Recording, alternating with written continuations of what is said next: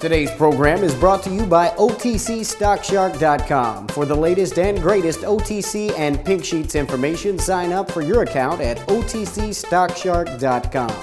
Thank you for tuning in to TBC Today. I'm Brandon Vincent. And I'm Angelina Soriano. In U.S. news today, U.S. climate scientist James Hansen won a $100,000 environmental prize last week for decades of work trying to alert politicians to what he called an unsolved emergency of global warming. Mr. Hansen will visit Oslo in June to collect the Sophie Prize, set up in 1997 by Norwegian Jostein Gaarder, the author of the 1991 best-selling novel and Teenager's Guide to Philosophy's Sophie's World. Mr. Hansen, director of the NASA Goddard Institute for Space Studies since 1981, testified to the U.S. Congress as long ago as 1988 about the risks of global warming from human activities led by the burning of fossil fuels. Skeptics have cast doubt on the science after the UN panel of climate experts corrected an error in a 2007 report that exaggerated the thaw of Himalayan glaciers, while emails hacked from a British university showed some climate experts were dismissive of alternative views. The Republican National Committee had one of its best fundraising months ever in March, despite growing internal criticism of its chairman, Michael Steele, and broader concerns of inadequate funding. The RNC said it raised $11.4 million in the month. That was the most the RNC had raised in March of a congressional election year. It was also the RNC's best fundraising month since Mr. Steele took over. Subtracting what they spent in March, the RNC added $2 million to its cash on hand, bringing its total to $11.3 million in the bank. The development comes as Republican officials and big donors are complaining that the RNC has insufficient money to help the party's candidates in advance of the November elections. The RNC's finances have sprung to prominence due to recent revelations that Mr. Steele has spent thousands of dollars on private jets and that a mid-level official approved a $1,950 charge at a risque Los Angeles nightclub. Think you're too busy to work out? Think again. Now there's the Ab Circle Pro, the fastest, easiest way to lose those love handles and get the sexy sculpted body you've always wanted.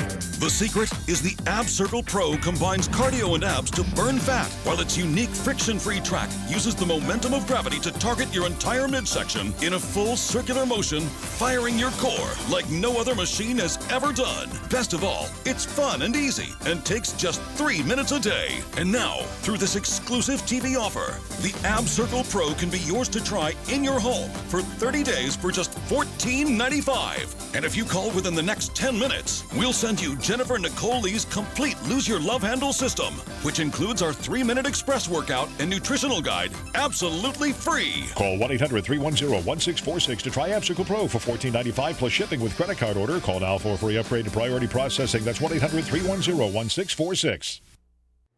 Thank you, Brandon. In travel news, you don't need an American Express black card to window shop, but you definitely need big bucks to buy goods in these swanky spots. These top 5 luxury shopping spots are filled with enough high fashion and designer labels to make shopaholics and style mavens swoon. Fifth Avenue in New York, New York. Channel your inner Carrie Bradshaw and stroll the avenue. The fun starts at 49th Street with the original Saks Fifth Avenue and continues uptown with other department store greats like Henry Bendel, where the old money ladies do lunch and fashionistas imply personal shoppers. There's no breakfast at Tiffany's, but you can gaze in the same window made famous by New York movie icon Audrey Hepburn. Even the wee ones get into the luxe life at the flagship FAO Schwartz with its giant dance-on-floor piano, Middleton Doll Newborn Nursery, and the Muppet Whatnot Workshop. Via Monte Napoleon in Milan, Italy. As the world's fashion capital, Milan has no shortage of high-end shops and cutting-edge boutiques. Many of these are located on the tiny Via Monte Napoleon. Often the exclusive shops are only recognizable by true fashionistas who study Vogue and the international fashion magazines for latest trends. Fashion greats Giorgio Armani, Mila Shawn, and Gianni Versace all started their careers in this fashion-forward city and have shops along this street. For great Italian shoes, shoppers head to Ferragamo. Bond Street in London. Bond Street in Mayfair is one of London's most posh shopping spots with boutiques tucked alongside fashion snobs. Keep time with watchmakers and jewelry giants including De Beers, Cartier, Harry Winston, Bulgari, and the British shop Esprit. While many prime shopping areas cater to women, the fashionable stretch of Bond Street helps the proper British man suit up with specialty shops including a number of stores carrying Italian menswear labels. Central in Hong Kong. Central is literally the center of Hong Kong's business district. With the collection of financial institutions, it's not surprising there's an equally impressive collection of designer boutiques and fancy shops. Shops are located in a series of buildings including Alexandria House, Charter House, and the Landmark. There are widely recognized names like Prada and specialized shops like Paul Laca for high-end French fashion and Ascot Chain for hand-tailored Italian suits. Mall of the Emirates located in Dubai. Dubai is known for taking luxury experiences to new extremes, and the Mall of the Emirates does not disappoint. The mall, the largest outside of North America, has over 470 stores like Versace, Ferragamo, and Ralph Lauren sit alongside Arabic boutiques. If that weren't enough, there are nearly 70 restaurants, the 5-star Kemski Hotel, and an indoor ski slope. In today's Green News, discount retailer Target Corporation expects to have recycling bins in all of its stores by the beginning of last week, as it tries to gain green credibility from consumers looking to be more eco-friendly. Target, the #2 U.S. discount retailer, does not think the recycling stations will drive additional traffic to its more than 1,700 stores, but it hopes that they will help improve satisfaction for the customers who come in. The company, which says it will be the first major retailer to offer multiple recycling options for consumers, already has taken steps like recycling or reusing items like packaging boxes and hangers to reduce waste in its supply chain. Putting the recycling bins in stores for items like plastic bins, beverage cans and bottles, mobile phones and MP3 players is one step that Target is taking during April, which has been designated Earth Month, which is a time when many marketers try to emphasize eco-friendly initiatives. Target expects the recycling program to pay for itself, with the company being able to sell some of the materials, like plastic bags, to companies that will turn the materials into other products. Recycled materials will be sent back to Target's distribution center on trucks already making deliveries to the stores. Thank you, Brandon. In health news, the lives of nearly 900 babies would be saved each year, along with billions of dollars if 90% of U.S. women fed their babies breast milk only for the first 6 months of life. The findings suggest that there are hundreds of deaths and many more costly illnesses each year from health problems that breastfeeding may help prevent.